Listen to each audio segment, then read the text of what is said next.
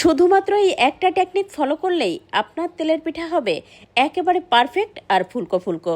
যতগুলো বানাবেন একদম শুরু থেকে শেষ পর্যন্ত প্রত্যেকটা পিঠা ফুলে টইটুম্বুর হবে।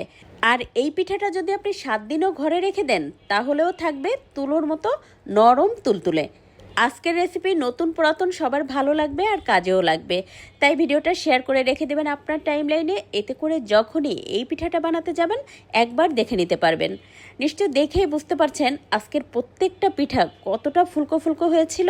পিঠা বানানোর জন্য শুরুতে একটা বড় মিক্সিং বোলে নিয়ে নিলাম 1.5 কাপ পরিমাণ চালের গুঁড়া, আর এটা ছিল শুকনো চালের গুঁড়া। সাথে দিয়ে দিলাম 1 কাপ পরিমাণ আটা। আপনি চাইলে এখানে ময়দাও দিয়ে দিতে পারেন। তারপর একটুখানি হাত দিয়ে মিশিয়ে নিয়েছি। এখন চুলায় একটা প্যানে দিয়ে দেবো আধা কাপের একটু বেশি চিনি, তারপরে দিয়ে দিলাম 1 কাপ পরিমাণ পানি। তারপর খুব ভালোভাবে এটা জাল করে নেড়ে মিশিয়ে নেব বলক আসা পর্যন্ত, মানে চিনিটা যতক্ষণ না পর্যন্ত পানির সাথে গলে মিশে যায়। আর এই তো দেখতেই পাচ্ছেন 2-3 মিনিট জাল করে নেওয়ার পরেই কিন্তু চিনিটা পানির সাথে খুব ভালোভাবে গলে মিশে গেছে। আর এটা 1 তার 2 তার শিরা করতে হবে না, যখন শুধুমাত্র গলে যাবে ঠিক তখনই গরম অবস্থায় চালের গুঁড়া আর আটার মিশ্রণের মধ্যে এটা দিয়ে দিব। তারপর খুব ভালোভাবে একটা চামচের সাহায্যে নেড়ে দিচ্ছি। আর এই পর্যায়ে কিন্তু হাত দিয়ে নাড়তে যাবেন না, এটা যেহেতু অনেক গরম তাই হাতটা পুড়ে যাওয়ার ভয় থাকে, সেই কারণে হাত দিয়ে না নেড়ে একটা চামচ দিয়ে 5-6 মিনিট সময় নিয়ে খুব ভালোভাবে নেড়ে নেবেন। এবার অল্প অল্প পরিমাণ ঠান্ডা পানি দিয়ে আমি পিঠার ব্যাটারটা তৈরি করে নিচ্ছি। আমি আপনাদেরকে দেখাবো এটা ঠিক কেমন ঘনত্ব হবে। একবারে বেশি পানি দিয়ে এই গুলাটা করতে যাবেন না, তাহলে পাতলা হয়ে যাওয়ার ভয় থাকে। দিয়ে দিলাম 3 আঙ্গুলের 1 চিমটি লবণ, এতে করে মিষ্টির ব্লান্সটা খুব ভালোভাবে আসে। তারপরে এই তো দেখতেই পাচ্ছেন ঘনত্বটা ঠিক কেমন হবে। চিতই পিঠা থেকে একটুখানি ভারী করে গুলিয়ে নেবেন। এভাবে পিঠার গুলা করলে হয় কি রেস্টে রেখে দেওয়ার কোনো প্রয়োজন হয় না, আর প্রত্যেকটা পিঠা হয় অনেক ফুলকো ফুলকো।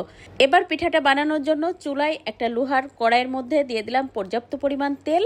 আর যেহেতু কড়াইটা ছোট ছিল তাই কিন্তু আমি একটা স্ট্যান্ড বসিয়ে নিয়েছি আগে, যেন পুরোপুরি তাপটা পায়।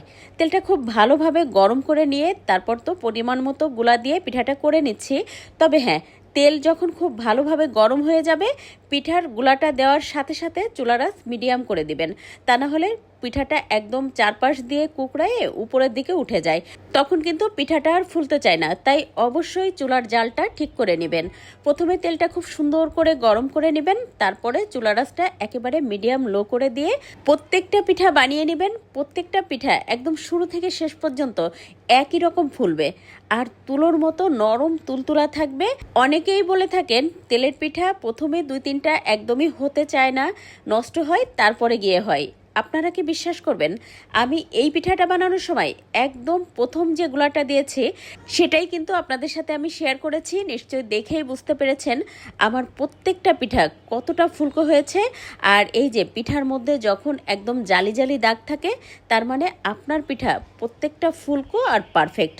এভাবে পিঠা বানালে না শুধু বানাতেই ইচ্ছা করে, মানে মন ভরে যায় পিঠাগুলো বানানোর সময়। একটার পর একটা পিঠা ফুলতে থাকে, আমার তো খুবই ভালো লাগে। আপনারাও এভাবে বানান, আশা করি পারফেক্ট হবে আর ভালোও লাগবে। আজ এ পর্যন্ত, কাল আবার নতুন কোনো ভিডিও নিয়ে দেখা হবে ইনশাল্লাহ।